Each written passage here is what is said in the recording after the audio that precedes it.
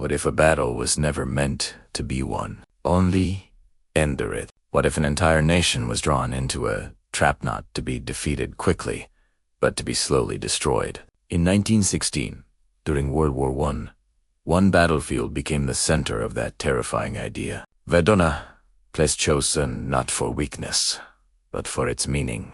Here, under the orders of Erich von Falkenhayn, Germany launched a strategy designed to do the unthinkable, to bleed France until it could no longer fight. What followed was the Battle of Verdun, one of the longest and most brutal battles in human history. For 10 months, the guns never stopped.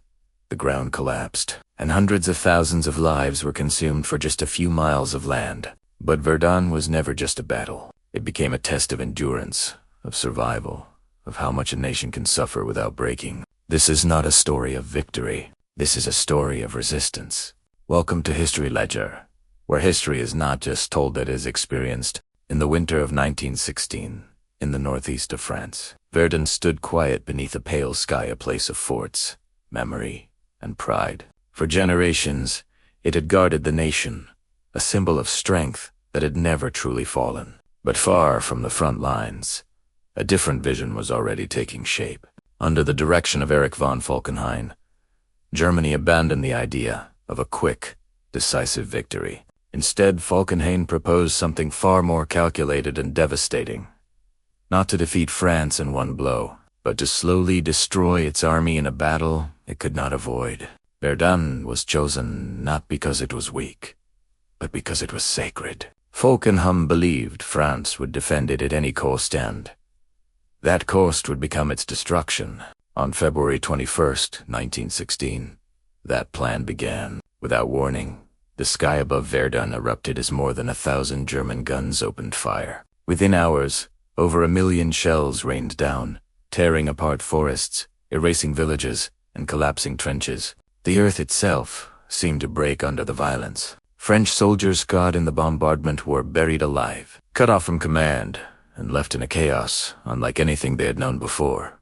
When the shelling lifted, German infantry advanced through a landscape that no longer resembled land. In many places there was little resistance, and our positions had been destroyed before the battle even began. Then came a shock that echoed across France. Fort Douaumont, the strongest of Verdun's defenses, fell almost without a fight. It was a moment that seemed to confirm the worst fears. If Verdun could fall, what could stand? Yet even in the destruction, something unexpected began to emerge. Small groups of French soldiers held their ground. Survivors regrouped and resisted, not because they believed they could win, but because they could not retreat. Verdun was no longer just a strategic position. It had become a line that could not be crossed. And as the trap closed around them, France stepped fully into the battle that had been designed to destroy it.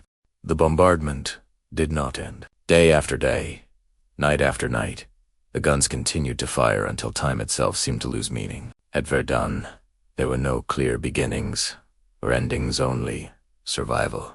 Despite the devastation, France refused to collapse. Instead, it sent more men into the fire, reinforcing the very battle meant to destroy it. Into this chaos stepped Philippe Pétain, a commander who understood that Verdun could not be won through speed or aggression. It could only be endured. He reorganized the defense, focusing not on reckless attacks, but on holding the line at all costs.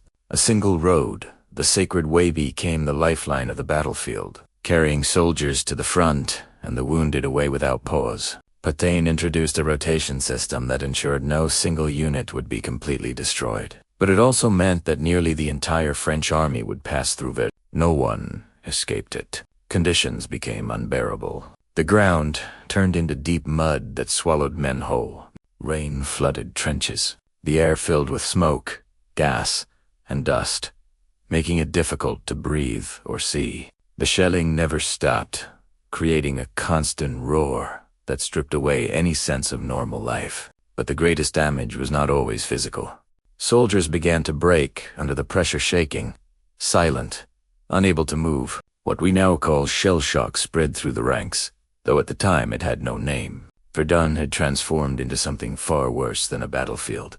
It had become a machine, one that consumed men continuously. Soldiers were brought in, broken, and replaced in an endless cycle. Meanwhile, German forces continued their relentless assaults, pushing forward again and again, capturing shattered ground that held no real value except as proof of progress. Every meter gained cost thousands of lives, and often those gains were lost just as quickly. Yet amidst the horror, moments of humanity remained. Soldiers shared food, water, and quiet words. They wrote letters home, not of glory, but of survival, of hope that they might live to see another day. As months passed, Verdun ceased to be just a location. It became a symbol of the entire nation under fire. Every soldier who entered carried the weight of France with him, and by mid-1916, both sides were exhausted, the land destroyed, and the air thick with death. Yet still, the battle continued because stopping meant defeat. By the summer of 1916, the rhythm of the battle began to change. Slowly, almost imperceptibly, the German assaults lost their strength.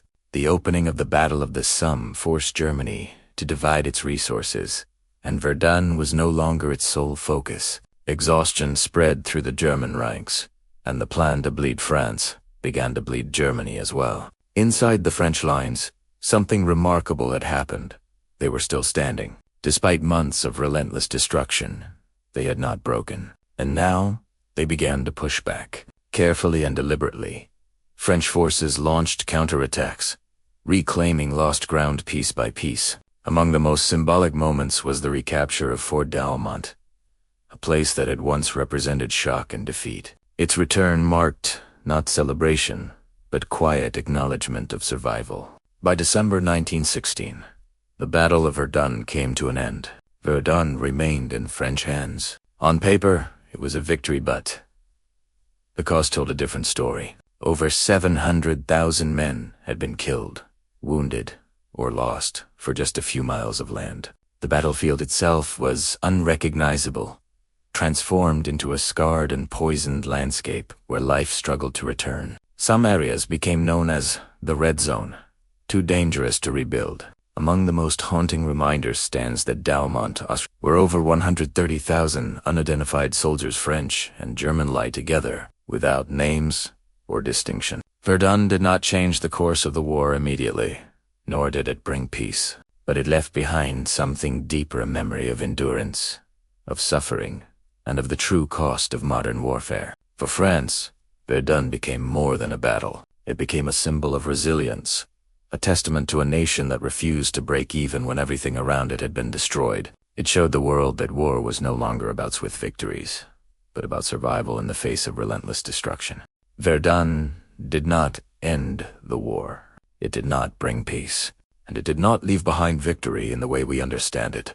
What it left was something far more powerful, a memory, a warning, a reminder of what happens when war becomes a machine and human lives become its fuel. At Douaumont-Assuré, tens of thousands of unidentified soldiers rest together, no names, no nations, only silence, because in the end, Verdun was not about who won. It was about who endured. If this story changed the way you see history, there is more to uncover, more battles, more untold stories, more moments where the world stood on the edge. So if you haven't already, subscribe to History Ledger and join us as we bring history to life, one story at a time. And if you're ready to continue this journey, watch our next story, because some moments in history didn't just shape the world, they changed it forever.